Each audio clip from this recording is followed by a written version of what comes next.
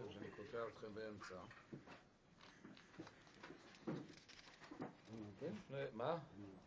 לא הבנתי. לא. ברוך אתה שהכל בבורא. לפני איזה חודש וחצי דיברנו על זה אני קורא לו חולה נפש. הוא מסכן, פרסם פשקווילים בישיבות, בישיבת חברון בעיקר, כל מיני טענות על הרבה, איך הרבה מספר על עצמו ואומר על עצמו, וכל מיני דיבורים על הניסיונות של הרבה וכו' וכו'.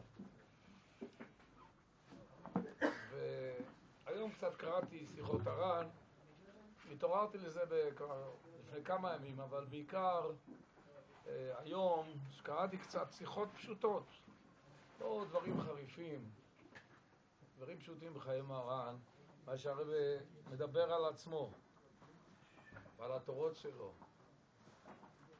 וחשבתי לעצמי, נאמר שמחר מגיע משיח. מגיע משיח. בפרט לפי מה שאנחנו יודעים, שהמשיח, לפי מה שיש לנו במגילת סתרים, אז המשיח לא יגיע אדם בן 50, בן 60, ויתפוס מיקרופון ויתחיל לתת דרשה או שיצלולי וישכנע את כולם שהוא המשיח.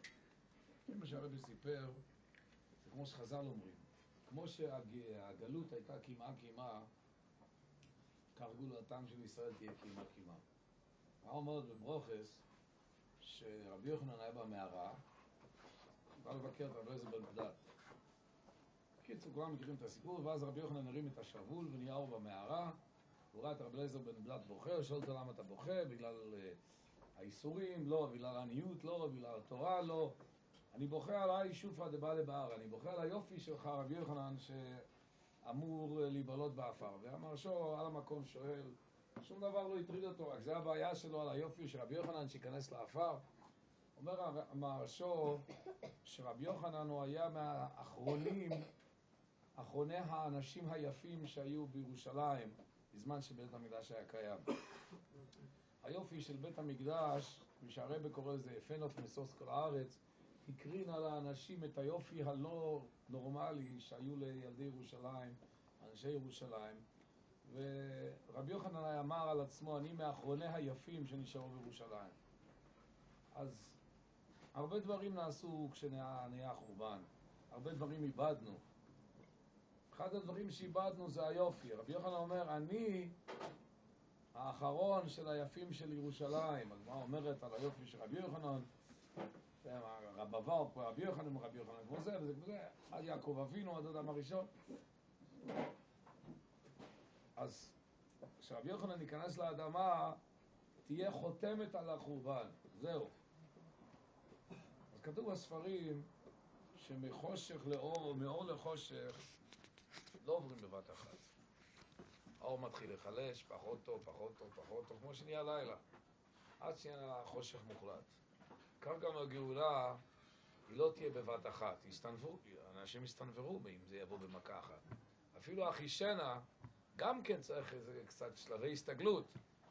כולם מדברים עכשיו על יגאל שליט, בעזרת, איך? גלעד שליט, שהשם יעזור, אומרים שלם. אז מדברים, לא כל כך מהר, הכניסו אותו למחנה צבא, ויביאו פסיכולוגים, ולא ייתנו מיד להורים לראות. זה לא בבת אחת. למה אי אפשר לתת בבום את הגאולה? זה הולך שלבים. קל וחומר, הדבר שהוא התכלית של כל הבריאה כולה, שזה גאולת העולם, ודאי שלא תהיה בבת אחת. לא יכולה להיות בבת אחת. לאנשים אין כלים, כתוב בספרים, שעם ישראל שהיו 40 שנה במדבר, למרות שזה בגלל החטא, אבל אנחנו יודעים שבדיעבד, כל הדברים שקורים, בדיעבד הם מכוונים מלמעלה. פשוט עם ישראל לא היה מסוגל לעבור בבת אחת ממצב של עבדים, של עבדות, של מנטליות של עבדים, למצב של בני חורים. אבא שלי זיכרונו לברכה תמיד היה אומר בפסח, בהגדה, אם הקדוש ברוך הוא גואל אותנו, הרי אנו, בנינו, בני משובדים, היינו פרעה במצרים. אז תמיד הוא היה שואל, אומר, אנחנו ראינו כל כך הרבה אומות שהיו עבדים, אפילו השחורים שהיו עבדים, סוף כל סוף גאלו אותם. עם ישראל, אני שר, עד היום הזה, מצרים כבר הייתה 1000 פעמים נהרסת ונחרבת. מה זה עדיין? אם לא היה מוציא אותנו, הוא אומר, יכול להיות שהיינו משתחררים פיזית, אבל מנטליות של עבדות הייתה נשארת לנו. כדי לזכות להגיע לגאולה האמיתית, צריכים להוריד את האורות הגדולים ביותר. לא ראינו באמת בשום מקום בעולם שאחד מגדולי הדור, אני מדבר הגדולים האמיתיים, אותו טיפש, כל רגע משווה. איך הרב אומר? הרי הגויין היה חי באותו הזמן. כל רגע הוא חוזר על עצמו איזה 5 פעמים. הרי הוא היה בזמן של הגויין, אל תשכח, הוא היה בזמן של הגויין, כאילו של הגדול ביותר שהיה בעולם. הוא באמת טיפש. כשיבוא המשיח, ופתאום הוא יתחיל לגלות תורה חדשה לגמרי וגילויים חדשים. יגיד לו, רגע, אבל היה חזון איש פה. היה רבי גבייגר, יש רב עובדיה, יש רב חיים קניבסקי, מה אתה מדבר? אתה משווה... אנחנו מדברים עכשיו על גאולה אמיתית. לא מצאנו בעולם שאדם יגיד, עם כל מאמר שלי אפשר לעבור את כל התורה כולה. זה מה שנקרא באנגלית, either dead or the red, או the toit or the roid. או חס וחלילה זה כולו אמת, או כולו שקר, כולו אמת. הרב אומר פה דברים שהם באמת מדהימים. רבי שמעון בר יוחאי היה שומע אותי, זה היה אצלו גם פלא, גם חידוש. הרב אומר, עם כל מאמר שלי אפשר ללכת את כל התורה כולה. והתורה שלי כולה הקדמות, זאת אומרת, אני לא אומר את הדברים, אני אומר רק את ההקדמות. זה רק הקדמה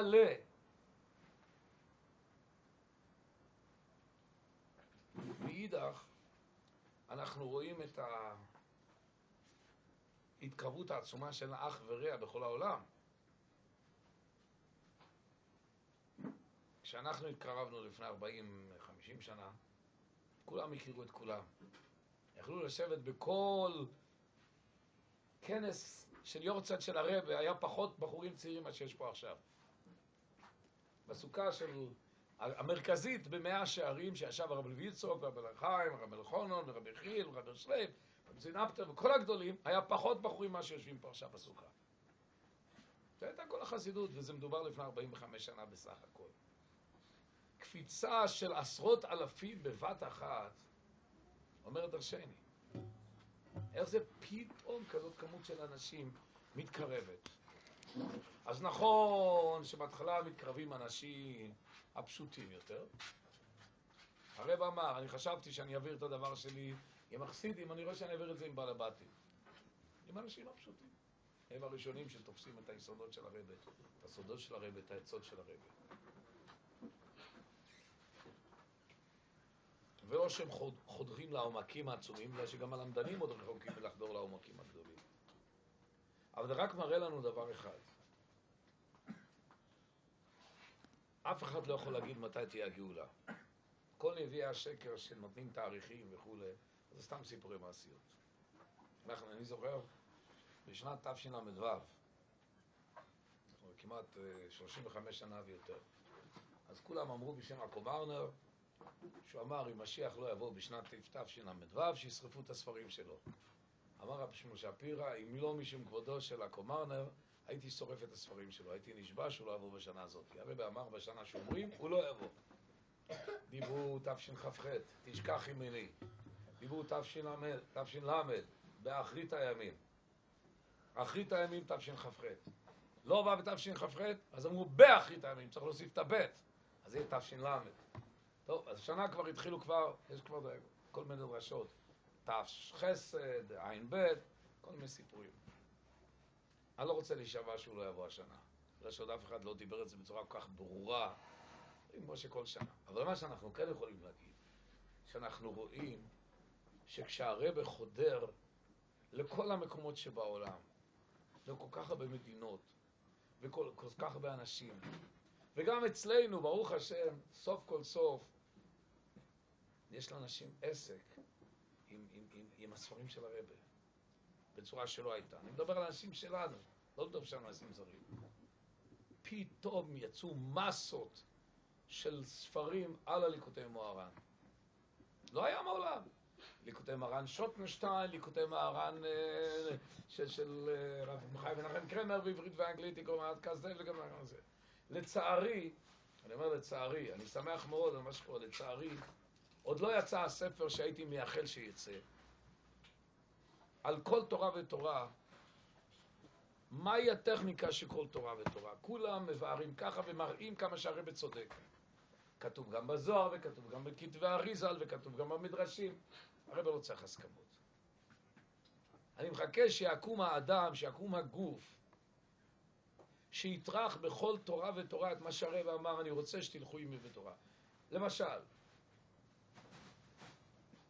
באויצרס, בעלון הזה הנפלא שיוצא כל שבוע, אז יש שאלות ותשובות. ואחת השאלות שחוזרת על עצמה הרבה פעמים, מה זה תורה בכוח? תורה לנקודי מרן, מה זה תורה בכוח? וזה אומר זה תורה באהבה, וזה אומר זה תורה עם עמל, וזה אומר זה תורה עם עיון. יגידו הכל הכל, אבל עוד לא ראיתי אף אחד שיכתוב את מה שהרבא אמר, מה זה תורה בכוח. למה רצים רחוק?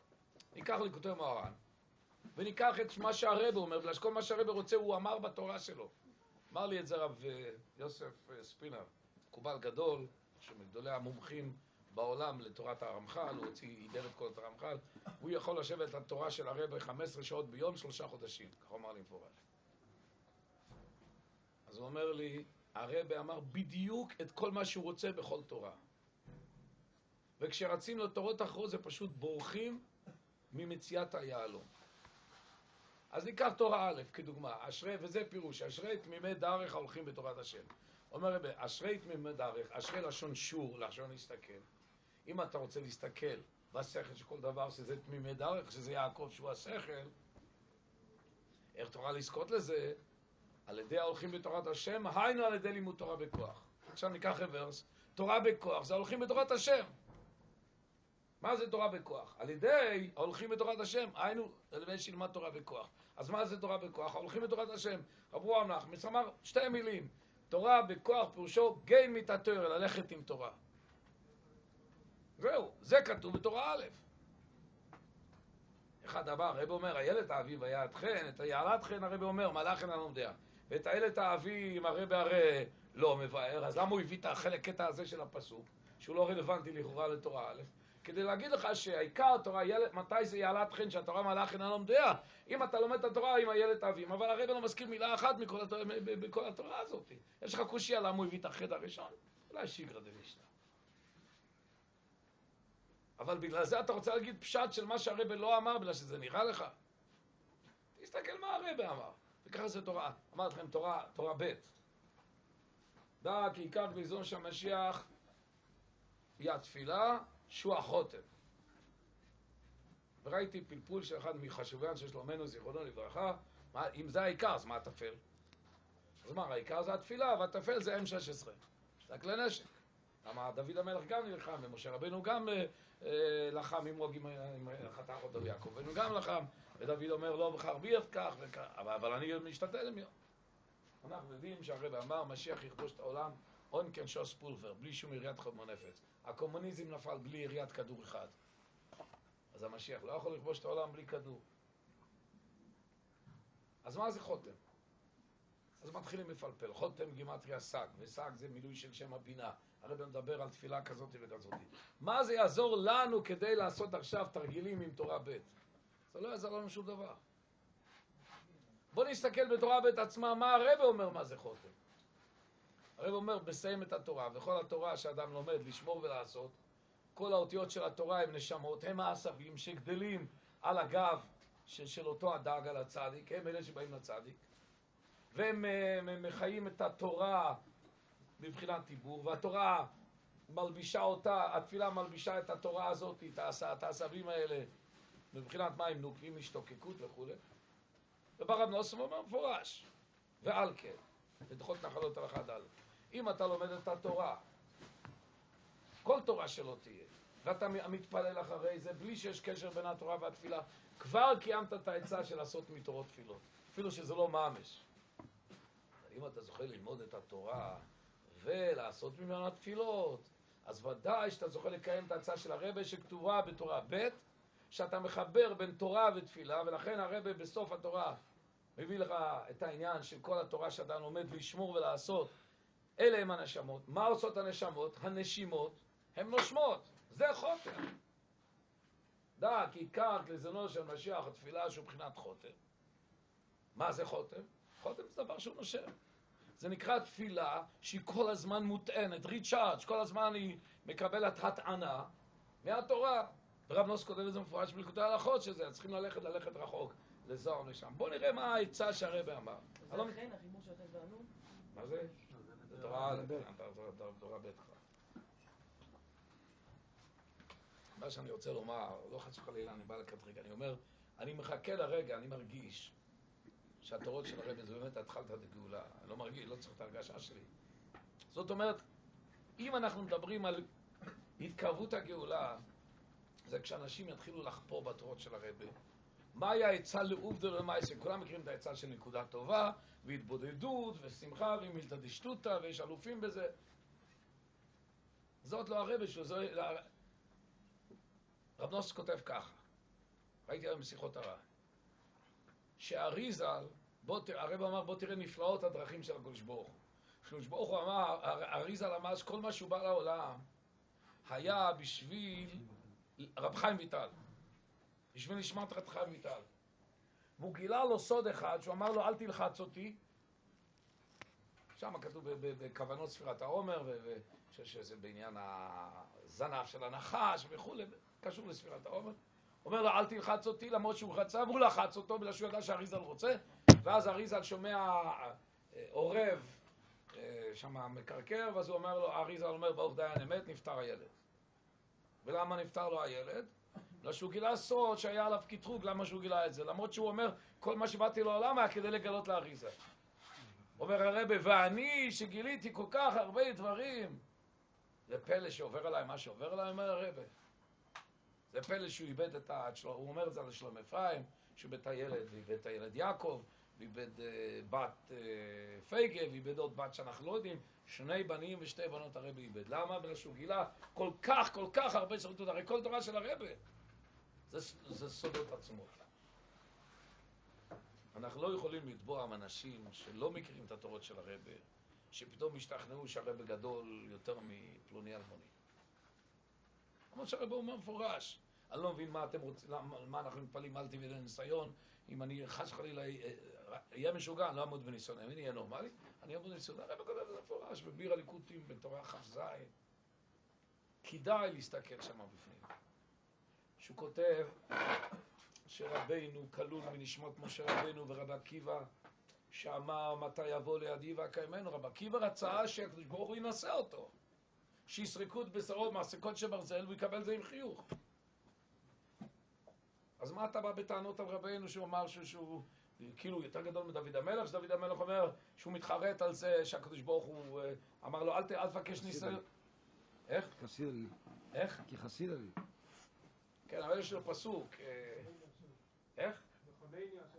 כן, אבל אחרי זה כתוב שדוד המלך התחרט, יש פסוק, חוץ מלמען תצדק בדבריך ריבונו שלום, ודאי שאתה צריך להיות צודק, מה הפלא שאני ואתה הולכים לדו-קרב, ודאי שאתה תנצח. אבל אי אפשר לבוא בטענות לאנשים כאלה, באמת שהם לא יודעים, הם מסכנים. אבל מה שאנחנו כן צריכים לראות, אם הרבי באמת התכוון לזה, כדאי לראות את ההקדמה לליקוטי תפילה. רבוס מעריך ממש, כותב תורה, הוא כך כדומה תורה, היי. אז הרבי מדבר על דברים, לשמוע הרי העמים ולדעת קודם גזר דין ואחר גזר דין, אז תגיד מה זה שייך. אז רב נוס כותב שם, אז תעשה בזה תפילה, ריבונו שלום, אני רחוק מזה ואני לא יודע את זה וכו'. אבל החובה שלנו, שאנחנו נחיה, מה זה ללכת עם תורה?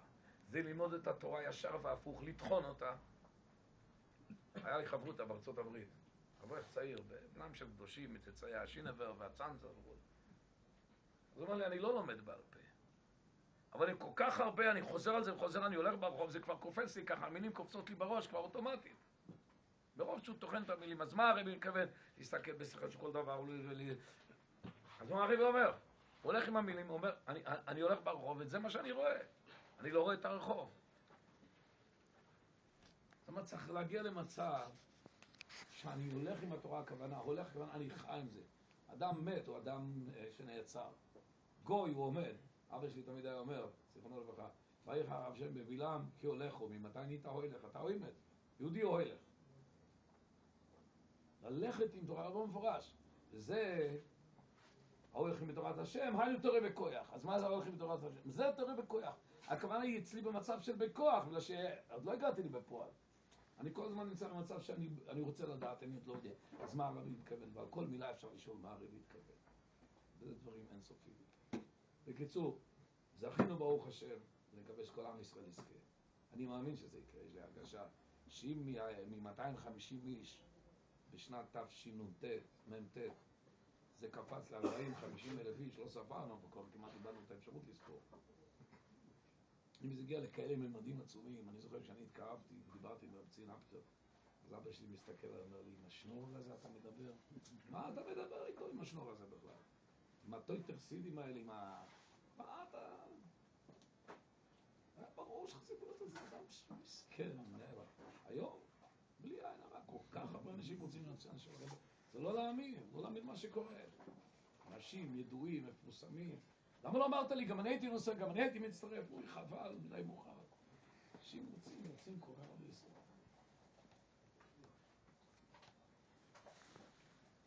רואים שמילה אחת מדבריו של הרבי לא שווה ריקם. רואים, הוא בא עוד פה המופת. לקיום התורה, אז ודאי שזה נביא אמת. השם יעזור, זכותו תגן עלינו, והכל ישראל אמן, שנזכה לעסוק בתורתו של הרבי, ללכת איתו. כמו שרב נוס אמר, איך גלח צום רב. כל החיים הוא ישר רק לרבי, בלי שום אינטרסים. אבל רק אינטרס אחד. איך ללמד את האנשים את האמת האמיתית של התורה של הרבי. ואיך שהתורות האלה יחדרו לנו לתוך העצמות, לפני ולפנים. מה שחסר לנו היום באמת זה את האיכות של העניין של הרבי. ברוך השם, הכמות היא אדירה. אבל איכות של אנשים שהופכים ועוסקים בתורות של הרבי, מחפשים לקיים את העצות של הרבי כפשוטם, בפרט העצה של התבוננות יום-יום, זה מה שחסר לנו. והעצה של התבוננות חייבת לקיים את ההאזנה של התורה, שהתורה תזין את התפילה כל הזמן. השם יעזור, שנזכה, שנה שעברו 200 שנה לרבי, חשבו מי יודע מה יקרה 200 שנה, לא קרה שום דבר. שבאמת אצלנו 200 שנה, 201, 250